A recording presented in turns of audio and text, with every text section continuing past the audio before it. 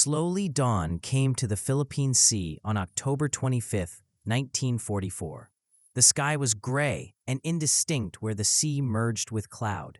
On board the escort carrier USS White Plains, sailors in dungarees and kapok life jackets worked through their morning drills with the smooth competence of men who have done this 1,000 times. Aircraft handlers nudged Wildcat fighters and Avenger torpedo bombers into place on the flight deck. The morning mission was business as usual. Anti-submarine patrol, close air support for troops ashore at Leyte Gulf. It was 0645 hours. The war seemed far away. Task Unit 77.4.3, radio call sign, TEFF3, steamed in a loose formation along the coast of Samar Island. 6 escort carriers, their flight decks painted navy gray, trudged along at their top speed of 17 knots. Surrounding them, like sheepdogs keeping a flock in line, 7 little warships kept their screening posts, 3 destroyers and 4 destroyer escorts. The sea was flat. The air was thick with salt and aviation fuel. On the bridge of the flagship USS Fanshawe Bay, Rear Admiral Clifton A.F. Sprague, generally referred to as Ziggy by his crew, drank coffee and scanned the morning's flight activity. Sprague was 54, a thin man with a weathered face and the measured air of one who had spent a lifetime avoiding unnecessary danger. He commanded this escort carrier group with competent professionalism. His ships were not sleek. They were not speedy. They were there to sink submarines and support invasion beaches with air. The grand battle, the actual naval battle, was occurring elsewhere, a great distance to the north, as Admiral Halsey's fast carriers chased down the survivors of the Japanese fleet, or so everybody thought. At 0646 hours, an anti-submarine patrol aircraft called in a contact report. Enemy vessels bearing north. The report was muddled, unintelligible. Sprague requested clarification. Then, a bridge wing lookout on the Fanshawe Bay yelled out words that would become famous in naval history. "Admiral, those are battleships." Sprague hurried to the port wing and raised his binoculars. On the northwestern horizon, some 20 miles away, he saw them. Giant pagoda masts, the telltale silhouettes recognizable to every sailor in the Pacific from recognition manuals. Japanese heavy warships, several contacts, closing rapidly. For an instant, there was no word. The bridge was locked in stunned amazement. It was impossible. The Japanese center force, the strongest surface fleet left to Japan, had been seen retreating through the San Bernardino Strait, having taken a pounding from carrier strikes the previous day. Halsey had moved his whole Third Fleet north in pursuit of Japanese carriers. The strait should have been clear. There was nothing between TEFF3 and the Japanese invasion beaches but open water.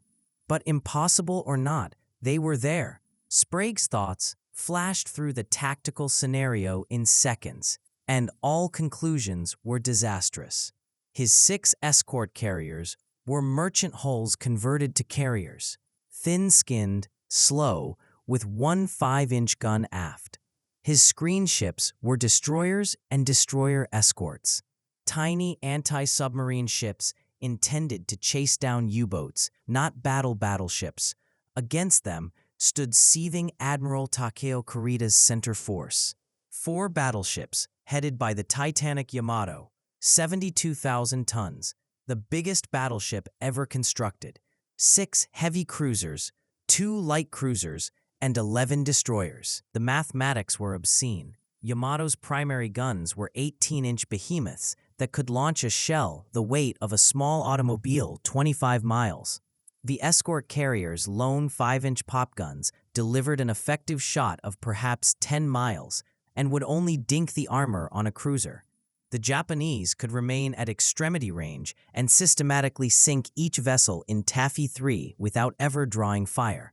A staff officer glanced over at Sprague, his face white. "Admiral, what do we do?"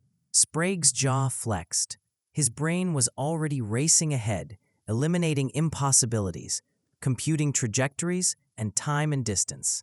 There was no reinforcement available. The Leyte invasion fleet was helpless if Kurita broke through.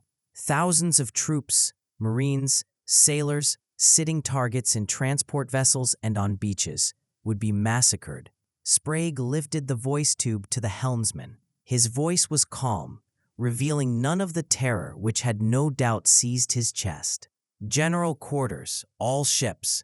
Emergency turn to course 090. Flank speed. Launch all aircraft. Alarm klaxons nearby started their incessant scream. Men dashed for combat stations. On flight decks, aircraft engines roared into life. This would be a battle against impossible odds from which rescue was not possible. Sprague was well aware of it. All the officers on that bridge were well aware of it. The shells would begin to fall in minutes. The question was how many minutes they could delay and how many American lives they could salvage before TEFF3 was wiped out. The gap was narrowing. 18 miles, 17. The Japanese fleet was coming at them at 30 knots, almost twice TEFF3's top speed. The battle off Samar was going to start. It is impossible to comprehend how 6 escort carriers came to confront the Imperial Japanese Navy's strongest striking force without first comprehending the grand, desperate gamble that was Operation Show One. By October 1944, the war was going against Japan. American troops had island-hopped across the Pacific, captured the Marianas, and were now invading the Philippines, the last defense position standing in the way of Japan's oil supply from the Dutch East Indies. Without those oil fields, the Japanese war machine would starve to death. The Philippines must be defended. If it could not be defended, then the American invasion fleet must be sunk at all costs. The Japanese strategy was ambitious, intricate, and called for almost flawless execution. 3 distinct naval forces would move on Leyte Gulf from varied angles. Admiral Ozawa's Northern Force, Japan's last aircraft carriers, now practically devoid of planes and pilots, would serve as bait, distracting Halsey's strong Third Fleet from Leyte. With the American fast carriers in a wrong position, 2 surface forces would attack. Admiral Nishimura's Southern Force through Surigao Strait and Admiral Kurita's Center Force through San Bernardino Strait. Kurita's center force was the hammer. He had a force of imposing might. The super battleships Yamato and Musashi, the battleships Kongo and Haruna, 6 heavy cruisers that mounted 8-inch guns, 2 light cruisers, and 11 destroyers. This fleet had a single task: break through the San Bernardino Strait, dash down Samar's coast, and destroy the American invasion force in Leyte Gulf. Transport vessels, supply ships, the vulnerable amphibious boats, all would be helpless against Kurita's fire. On October 24th, American carrier planes had laid waste to the center force in the Sibuyan Sea. Wave upon wave of torpedo planes and dive bombers had descended upon them. The Musashi, Yamato's sister ship, had taken 19 torpedoes and 17 bombs before it last rolling over and sinking, a death of titanic proportions that appeared to vindicate American air power. Kurita's force retired, seemingly in disarray. Then came the deadly American blunder. Admiral William Bull Halsey led the U.S. Third Fleet, the strongest naval force in the Pacific. His main task was to defend the invasion. But Halsey was a bold, attacking-minded admiral who thought that the best defense was to destroy the enemy's capacity for attack. When scouts detected Ozawa's carrier fleet to the north, Halsey saw a chance to kill off Japan's carrier force for good. He left everything. Every one of his fast carriers, every one of his fast battleships, all of his cruisers and his destroyers. The whole Third Fleet steamed north in pursuit of Ozawa, leaving the San Bernardino Strait, the entrance to Leyte Gulf, totally undefended. Nobody informed the Seventh Fleet. Nobody warned Admiral Thomas Kinkaid, commander of the invasion force, that Halsey had left his defensive position. Communications, assumption, and the fog of war coalesced into tragedy. While Kurita had not withdrawn, following sundown on October 24th, he wheeled his battered command about and steamed back through San Bernardino Strait. His ships threaded the narrow waters under the cover of night, unserviceably unseen. They were steaming down the Samar coast before dawn on October 25th, seeking targets. What they found was TEFF3. The escort carriers of Task Unit 77.4.3 were never intended to engage a surface battle. They were CVEs, combustible, vulnerable, expendable, the sailors sarcastically quipped. Constructed on merchant ship hulls by Kaiser shipyards, they were production-line ships intended for one specific task: supply an airfield that could be moved around to hunt submarines and support ground troops. They displaced roughly 10,000 tons, had a top speed of 17 knots at flank speed, and could carry 28 aircraft. Their armor was negligible. Their firepower was comical. One 5-inch gun on the stern, topped by a handful of 40mm anti-aircraft pieces. The screening ships were little better armed. The 3 destroyers, Johnston, Hull, and Heermann, were Fletcher-class ships. 2,100 tons, 5 5-inch guns, 10 torpedo tubes. Quick and agile, but their guns would hardly penetrate a cruiser's armor. The 4 destroyer escorts, Dennis, John C. Butler, Raymond, and Samuel B. Roberts, were smaller still. 1,400 tons, 2 5-inch guns, 3 torpedo tubes.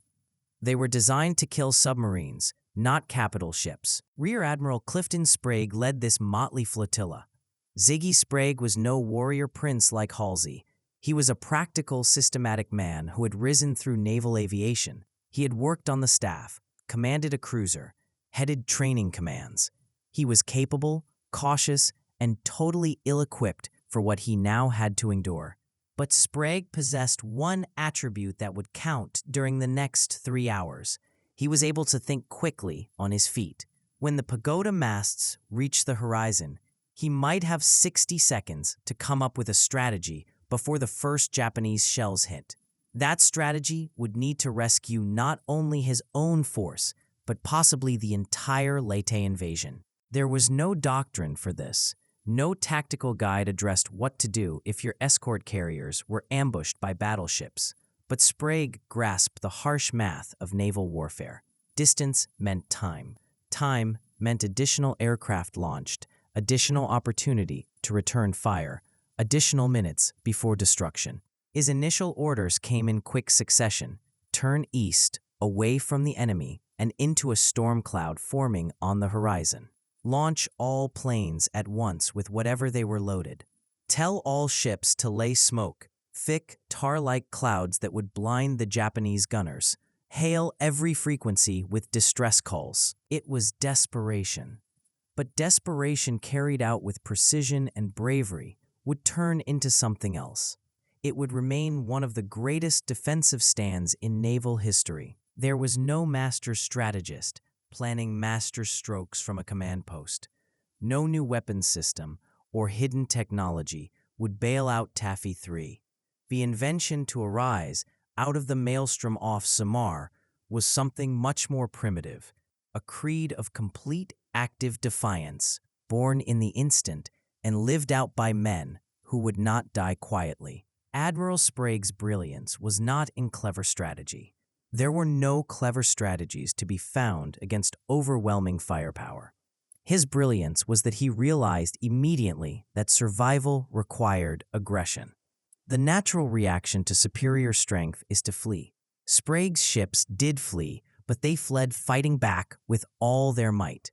The plan that developed in those initial desperate minutes had 3 elements, each as bold as it was required. First, the aircraft launch everything, Sprague instructed. All planes on all carriers, with whatever ordnance they just happened to have on board. TEFF3's planes were mostly set up for ground support missions. They bore anti-personnel bombs, submarine-busting depth charges, or machine gun ammo only. Few carried armor-piercing bombs or torpedoes that could do real damage to a battleship. It didn't matter. The planes would fly, they would attack, and they would create chaos. Even a Wildcat fighter making a strafing run couldn't sink a battleship, but it could force that battleship's captain to maneuver, to worry, to divide his attention. Multiply that by dozens of aircraft making repeated attacks, and you create something invaluable: confusion and delay. The pilots comprehended at once what was being required of them.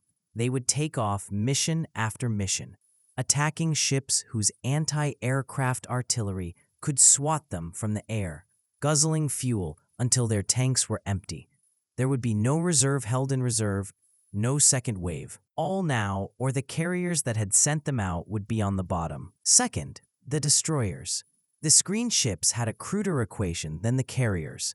They were speedy enough to attempt torpedo runs, but coming in close enough to launch those torpedoes required steaming right into the Japanese fleet's guns. Destroyers and destroyer escorts were built to stay away from that.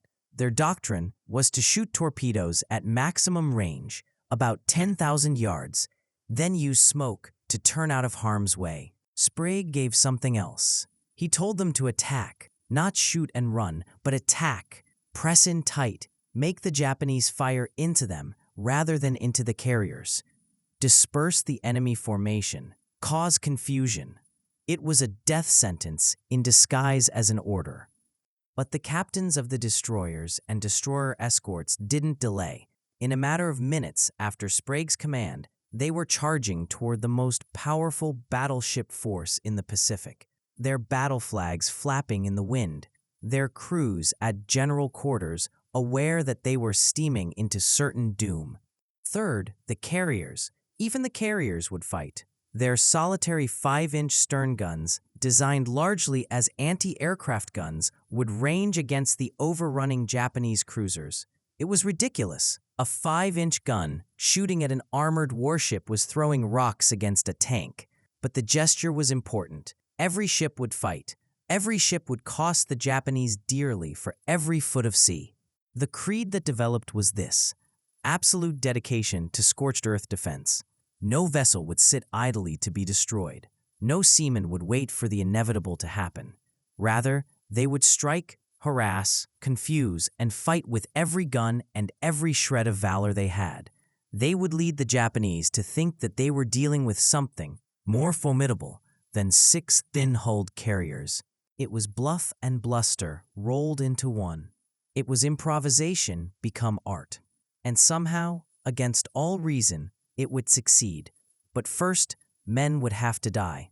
The destroyer sailors referred to themselves as the tin can sailors, a fond admission that their ships were thin-skinned, lethal, and likely to be flattened like empty cans by heavy fire. 3 destroyer captains and their men on the morning of October 25th would show that it was not the armor that counted, but the steel in the men behind it. Commander Ernest Evans, USS Johnston DD-557. Ernest Evans was a combat sailor in every sense of the word. A Cherokee Indian from Oklahoma, he had entered the Navy in 1926 and worked his way up through the ranks by sheer ability and force of will. At 43, he was older than the average destroyer captain, his face weathered and bearing the confident air of a man who had experienced it all the Navy could offer. When Evans had commandeered the Johnston in 1943, he informed his crew something they would never forget. "This is going to be a fighting ship. I intend to go in harm's way, and anyone who doesn't want to go along had better get off right now." No one got off. Evans was a stern ship commander, but his men adored him. He was demanding yet just, bold yet not foolhardy. He pushed his men relentlessly in gunnery drills and torpedo procedure. The Johnston's gunners could shoot 15 rounds per minute from each of its 5-inch guns, among the fastest rates in the Pacific Fleet. Early in the morning of October 25th, Evans watched from the bridge on Johnston's Bridge as the Japanese fleet appeared on the horizon. His ship was nearest the enemy when they were sighted. He didn't have to wait for permission. Evans had spent his entire career building up to this moment, the opportunity to take his warship into harm's way. He was on the verge of receiving precisely what he'd requested. Commander Amos T. Hathaway, USS Heermann DD-532. If Evans was fire and passion, Amos Hathaway was ice and calculation. the captain of the USS Heermann, was a 1932 graduate of the Naval Academy, deliberate and professional. He had commanded the Heermann since her commissioning, and his officers and men respected his cool competence under fire. Hathaway was a believer in training and discipline. His gun crews drilled incessantly, repeating drills until each man could run his station blindfolded. His torpedo crews could reload tubes in minutes. The Heermann was a smooth-moving machine, and Hathaway was the engineer who kept it so. When the Japanese arrived, Hathaway carried out Sprague's order to attack in as calm a manner as he might recognize a normal maneuver. He spoke to his officer of the deck and said bluntly, "All ahead, flank. Set torpedo solution on the leading battleship." No drama, no oration, only the professional recognition that they were about to enter hell. Lieutenant Commander Robert W. Copeland, USS Samuel B. Roberts, DE 413. Robert Copeland led the smallest ship that would engage that day, and maybe one with the largest heart. The Samuel B. Roberts was a John C. Butler-class destroyer escort, a DE in Navy jargon, weighing only 1,400 tons. She was 306 feet long, had 2 5-inch guns and 3 torpedo tubes, and was built to escort convoys and track down submarines. She was never intended to battle battleships. Copeland was 31, a Tacoma, Washington reservist who had been mobilized when war came. He was not a career naval officer like Evans or Hathaway. A civilian in uniform, he learned to command on the job, but he had drilled his crew with fanatical devotion, and they were welded together tighter than steel. The Sammy B was called the Battleship Fighter Destroyer Escort, a moniker she had not yet gained, but would in the next hour. Copeland had informed his crew they were the best crew in the Navy. He had assured them they would battle when needed. Now, with the pagoda masts on the horizon and the voice of Admiral Sprague telling them to attack over the radio, Copeland would have to keep that vow. He grasped the intercom of the ship. His words could be heard by every man on board. "This will be no fight against hopelessness from which we can expect to survive. We will do what damage we can." There was a silence. Then, all over the ship, men marched to battle stations without question. The training. What these 3 captains held in common was a complete dedication to training. All ships in the Navy practiced, but these officers had pushed their men to greatness. Gunnery training in any conditions.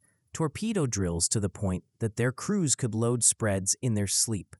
Damage control training to the point where each man knew how to extinguish fires, seal holes, and keep a sinking ship afloat. That training would count. In the frenzy of combat, while shells were dropping and men were dying, there would be no time to think. Crews would react on instinct, on muscle memory, on the hundreds of repetitions instilled in them by captains who understood that training was the difference between a ship that fought and a ship that was killed. The Johnston, Heermann, and Samuel B. Roberts were ready. Their captains were ready. Within minutes, they would charge at the most powerful battleships on the face of the earth, their 5-inch guns spitting defiance, their torpedoes hurtling toward targets they could hardly hope to scar. They were tin cans, but they were American tin cans, led by men who would not give up, manned by sailors who trusted their captains and trusted one another. The charge was going to be made. 0716 hours before Admiral Sprague had even completed sending his instruction to the screening ships, Commander Ernest Evans decided. "All ahead flank," he shouted to the helmsman. "Left full rudder. Open fire on the lead cruiser." The Johnston swung hard over, turning away from the escape carrier planes and into the Japanese force. Evans did not wait for the other destroyers. He did not shape up for a group attack. He charged, by himself, into the face of the enemy. His men gazed in stunned silence for a moment before bursting into activity. The Johnston's 5-5-inch guns came around toward the enemy. At 18,000 yards, 10 miles, the range was excessive for a destroyer's guns, but Evans didn't care. The guns opened up, one every few seconds, spewing shells out toward the great shapes on the horizon. The Japanese returned fire. The Japanese column was headed by the heavy cruiser Kumano, which began firing with her 8-inch guns. Great shells sailed through the air, splashing in gigantic water spouts beside the Johnston. Each close call sent up water geysers drenching the deck. The ship vibrated to each concussion. Evans moved up 8 miles, 7 miles. The Johnston's guns were striking now, shells crashing into the Kumano's superstructure, igniting fires, killing men, but they couldn't penetrate the armor of the cruiser. Evans needed torpedoes. At 10,000 yards, 5.5 miles, Evans ordered, "Fire torpedoes." All of Johnston's 10 torpedoes came loudly out of their tubes, heading for the Kumano at 46 knots. Evans had the ship hard right rudder, heading to turn into a smaller target, producing smoke to conceal his withdrawal. 2 minutes after, a huge blast burst against the Kumano's prow. One of Johnston's torpedoes had found its mark. The explosion ripped off the cruiser's entire bow section, and hundreds of men were killed, slowing her to 16 knots. The Kumano lurched out of line, oil and smoke streaming behind her. Evans had drawn first blood, but now the Johnston was alone, well within Japanese gun range, and every ship of Kurita's fleet had spotted her. Shells from several ships started landing around the destroyer. At 7:27 hours, 3 14-inch shells from the battleship Congo struck the Johnston in quick succession. The first shell hit the bridge, killing or injuring almost all of its occupants. Evans was hurled across the compartment, his left hand almost severed by shrapnel. The second shell hit the engine room, gutting one engine and reducing the Johnston's speed by half. The third hit aft, setting fires and hitting one of the aft 5-inch gun mounts. Half deaf from the concussion, Evans crawled to his feet, bleeding heavily. His ship was dying under him, and around him the bridge was a charnel house. Dead men slumped over consoles, blood on every surface, equipment sparking and smoking. Steering aft, he bellowed at the dazed survivors, "Keep firing." The Johnston clung to existence. The destroyer line forms. Johnston's single charge had gained valuable minutes and rallied the rest of the destroyer's screen. Commander Hathaway on the Heerman watched the Johnston attack and didn't wait. "All ahead flank. Formation on Johnston. Prepare for torpedo attack." The destroyer Hole, led by Commander Leon Kentberger, came into the charge. 3 destroyers, line of battle, charging through the smoke and rain squalls towards battleships and cruisers that outweighed them 30-1. Behind them, Admiral Sprague gazed in awe and horror. The attack order had been desperate, a sacrifice play to gain time. He hadn't counted on his destroyers attacking with such vicious ferocity. Tears streamed down his cheeks. "They're giving their lives for us," he told his staff. The Heerman closed to 9,000 yards of the Japanese battle line and released her entire spread of torpedoes. The Hole, heavily hit and listing now, came to within 6,000 yards before firing her fish.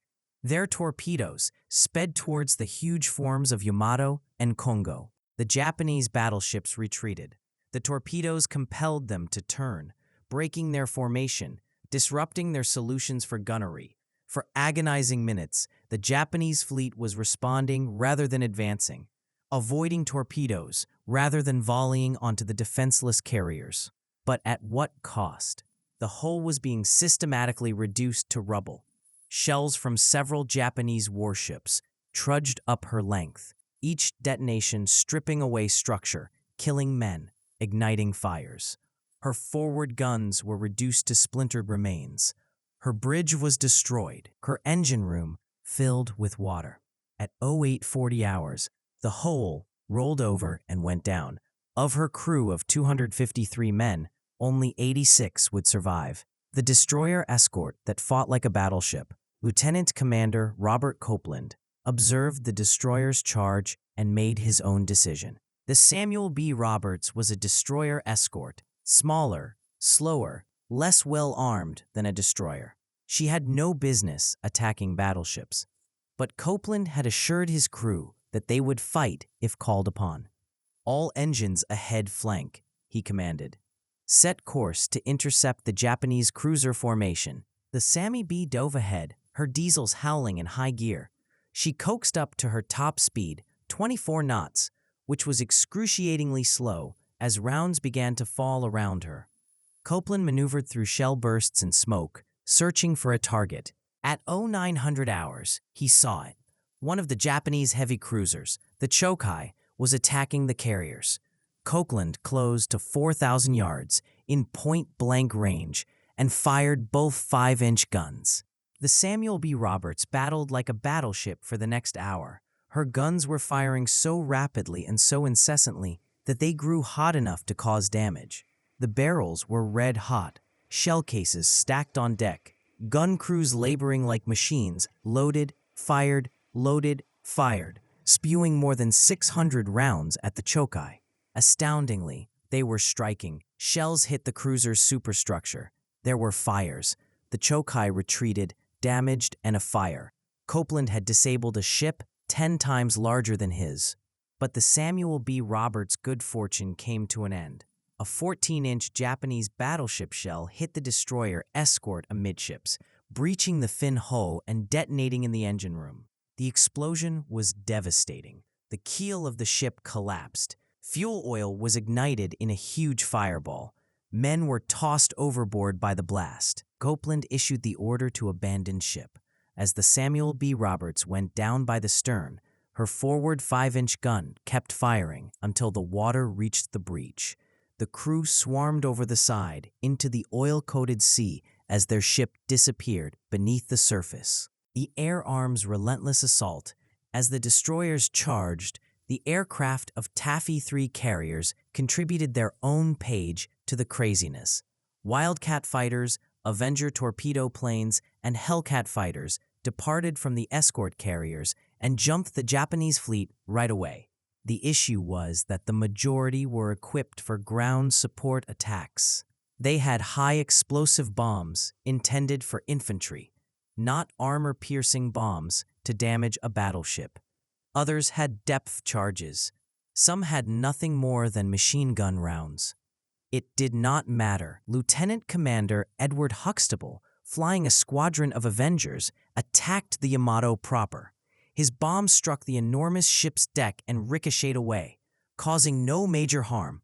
But he made the Yamato come about, and each turn the battleship took her further away from the escaping carriers. Other pilots conducted dummy runs after firing off their guns.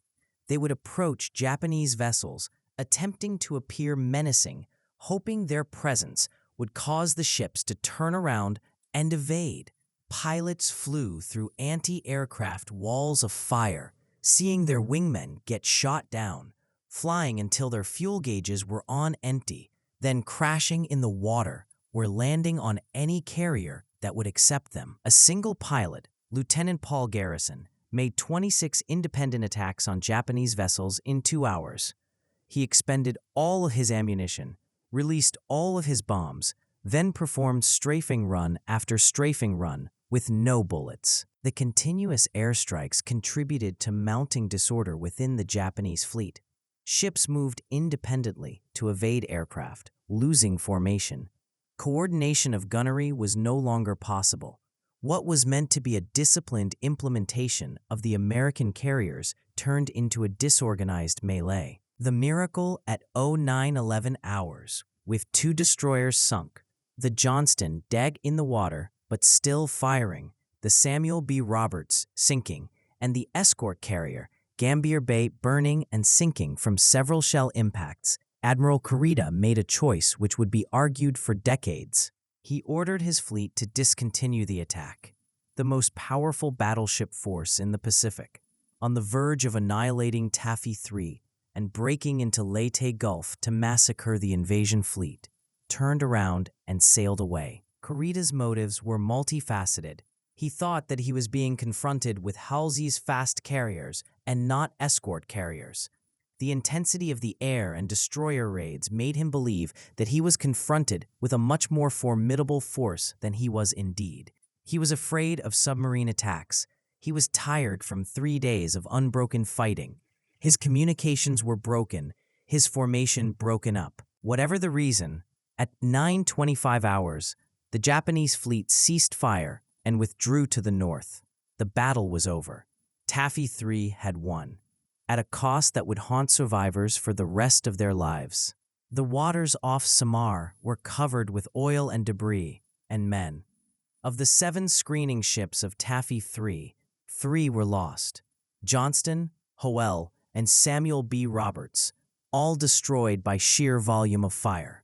Johnston had been hit so many times, at least 18 big caliber rounds and dozens of smaller ones, that survivors lost count. Commander Ernest Evans had been lost along with his ship, last spotted on the fantail assisting wounded sailors over the side. His remains were never found. 2 escort carriers were lost. The Gambier Bay had been repeatedly struck by cruiser shells and was sunk at 0907 hours, the sole U.S. carrier ever sunk by surface gunfire. The St. Lo, having lived through the gun battle, was hit by a kamikaze plane at 10:50 hours and detonated in a huge fireball, sinking within half an hour. The human price had been enormous. More than 1,500 American seamen had been lost. Hundreds more floated in the water, hanging on to wreckage, hurt, coated in fuel oil, waiting for rescue which would take days to come. The ordeal of the survivors was terrible in itself. Some men were 3 days in the water before rescue vessels discovered them. They suffered exposure, dehydration, and shark attack. Men went crazy from imbibing salt water. Others just lost all hope, unstrapped their life jackets, and drowned. 90 of the crew of the Samuel B. Roberts died, most of them after the ship sank, exposed and shark-killed. The rescue operations were complicated by the ongoing danger of Japanese attack and by the confusion of the greater battle of Leyte Gulf still raging. Survivors spent up to 70 hours in the water before being rescued. When rescue did arrive, survivors were hardly recognizable as men. Sun and oil had burned their skin to blackness. Many of them were delirious. A few could not recall their names. Medical personnel fought to salvage men who had reached the limits of human endurance. Kurita's retreat, Admiral Kurita's choice to withdraw from the attack, would be debated and second-guessed for generations.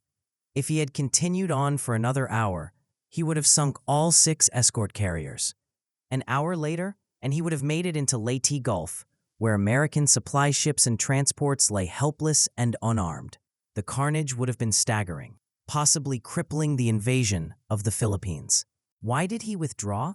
The official Japanese account quoted fear of American air raids, the dispersed condition of his fleet following the destroyer charges and aerial attacks, and the hope that he was opposed by a superior force than what he really had. Kurita subsequently stated he believed he was attacking Halsey's Task Force 38 without realizing the fast carriers were 100 miles away in pursuit of Ozawa's decoy fleet. Some historians claim Kurita lost his nerve after 3 days of continuous pounding by American air raids. Others claim he made a sensible decision on the basis of incomplete intelligence. A few note that his communications had been disrupted. He had no proper idea of the tactical situation, and he was mentally and physically tired.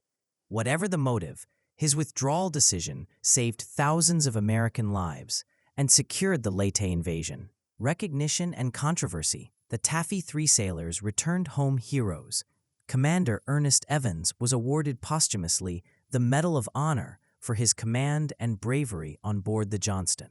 The citation said in part, "His valiant fighting spirit throughout this historic battle will venture as an inspiration to all who served with him." The captain of the St. Lo was also awarded the Medal of Honor posthumously. Individual heroism was rewarded with Navy Crosses, Silver Stars, and Bronze Stars. But controversy remained. Admiral Halsey's move to send the entire Third Fleet north without guarding San Bernardino Strait was hotly argued. Halsey insisted he had done the right thing, that sinking the Japanese carrier force was the main goal. Critics claimed he had deserted his station and almost brought about a disaster. The debate rages on even today among naval historians. What is not controversial is what the men of TEFF3 did. Outgunned, outranged, and under a virtual death sentence, they resisted with whatever weapons were available to them. They turned the greatest naval battle in history by refusing the inevitable. The Battle of Samar took 2.5 hours. On the broad canvas of World War II, a war that claimed 75 million lives and spanned 6 years on every continent and ocean, it was an infinitesimal action. A few vessels, a few thousand sailors, one morning off a Philippine island most Americans had never heard of. What occurred that morning altered the course of history. Had Admiral Kurita indeed broken through TEFF3, and according to all estimates of firepower and likelihood, he should have done so, his battleships and his cruisers would have arrived at Leyte Gulf in 2 hours. There, he would have been faced with hundreds of transport ships, supply ships, and auxiliaries anchored defenseless. Ashore at Leyte was the American Sixth Army, but its supplies, its ammunition, its reinforcements were all aboard those transports. Kurita's fleet would have annihilated them. A whole Philippine campaign, the return of MacArthur as promised, the freedom of millions of Filipinos, the severing of Japan's lifeline of oil would have been put into disarray. Thousands of U.S. troops would have been marooned on enemy beaches with no supplies. The invasion could have been a complete failure, stretching the Pacific War by months or years. But Kurita never broke through. He retired because 6 escort carriers and 7 little warships led him to believe he was up against something far more formidable than he actually was. The furious attack-mindedness of the American defense, destroyers attacking battleships, planes making incessant sorties, even escort carriers shooting their pop guns at cruisers, created a false impression of power that Kurita, tired and bewildered, took for real. TEFF3's bravery salvaged the Philippine invasion. It salvaged thousands of American lives, and it ended the war. The human legacy. The survivors of TEFF3 took the memories with them for the rest of their lives. Many experienced what we would today term PTSD, nightmares, survivor's guilt, being unable to forget the faces of the men who hadn't returned. They had associations, reunions, and relationships that only men who have gone through death together can really understand. The relatives of the missing were also grappling with their own grief. The wife of Commander Ernest Evans was presented with his Medal of Honor by President Truman in 1946. She never married again, preserving her husband's memory until her death years later. Robert Copeland, captain of the Samuel B. Roberts, survived the ship's sinking and struggle in the water. He came home, resigned from the Navy, and never spoke much about the battle. When he did, it was always to honor his crew, never himself. He took part in every reunion of the Sammy B. survivors until his death in 1973. The wreckage of the ships were lost for decades. In 2019, the research ship Petrel discovered the wreck of the St. Lo at a depth of 15,538 feet, one of the deepest shipwrecks on record. In 2022, the wreck of the Samuel B. Roberts was found at a depth of 22,916 feet, the deepest shipwreck ever discovered. The wreck of the Johnston was discovered in 2021 at 21,180 feet. These vessels rest in darkness now, their hulls compressed by pressure, buried in the deep waters off Samar. But they are war graves, legally safeguarded, memorials to the men who perished fighting against hopeless odds. The lasting lesson, the Battle off Samar serves as an abiding witness to a number of enduring truths regarding warfare and the human condition. First, material disadvantage is not determinism. On paper, TEFF3 ought to have been wiped out in 30 minutes. The maths of naval gunfire were absolute. Battleships and cruisers with 14-inch and 8-inch guns against thin-skinned escort carriers with 5-inch pop guns. There was no set of circumstances under which the Americans ought to have made it through, let alone won. But they did make it through. They prevailed because they attacked with such fury and bravery that they altered their foe's view of reality.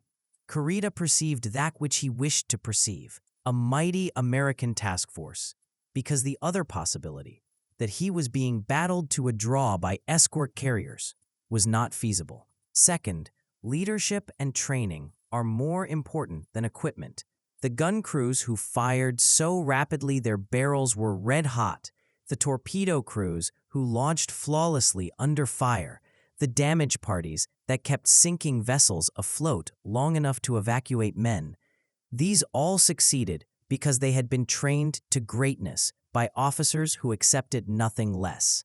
Commander Evans's insistence that the Johnston be a fighting ship, Commander Copeland's vow to his crew that they were the best in the Navy, Commander Hathaway's constant drills and exercises, that training was the key to the miracle off Samar. Third, offensive ferocity can surmount defensive superiority. Sprague's insistence that his destroyers attack, no furtive torpedo dashes, but a headlong rush into the enemy, broke all the rules of maintaining your force. But it worked. The fierceness caused confusion, disrupted the enemy's strategy, and gained time. The best defense is sometimes a fierce, determined offense. Lastly, simple people can do great acts of bravery. TEFF3's men were not elite fighters. They were citizen mariners, clerks and farmers, factory workers and college students, drafted or volunteered, trained a few months and then shipped off to war. They were common Americans requested to perform something special, and they did it. They sailed directly at battleships. They pressed home attacks until their ammunition was gone. They stayed at their posts on sinking ships. They endured days in shark-infested waters. They fought with a courage so profound it still takes your breath away. 8 decades later, the Battle of Samar was not the biggest battle of World War II, or the most strategically critical, or the bloodiest, but it might be the most inspiring. A sheer exhibition of what human beings can do when they refuse to give up, refuse to flee, and commit themselves completely to battle. 4 months earlier, on the morning of June 6, 1944, 181 men in 6 wooden gliders had taken a bridge in France and altered D-Day. 4 months later, half the way around the world, 1,500 sailors on 7 small warships met the most powerful battleship force ever gathered and sent it back in sheer bravery. 2 battles, 2 oceans. The same lesson that the human spirit, well tested by training and guided by bold leaders, can surmount any odds. The ships are lost now, resting in the deep, but their legacy lives on, a standing testament that courage is not the absence of fear, but action despite it. That defiance in the face of a certain death is not vain, but can alter the course of history. The sailors of TEFF3 did not think they would make it through that morning, but they fought anyway. They charged when prudence dictated running. They attacked when calculation dictated giving up. They used their lives to buy time, and that saved thousands more. They were tin-can sailors on escort carriers and destroyers, opposing battleships and cruisers. They should have been defeated, but they weren't, and that makes all the difference.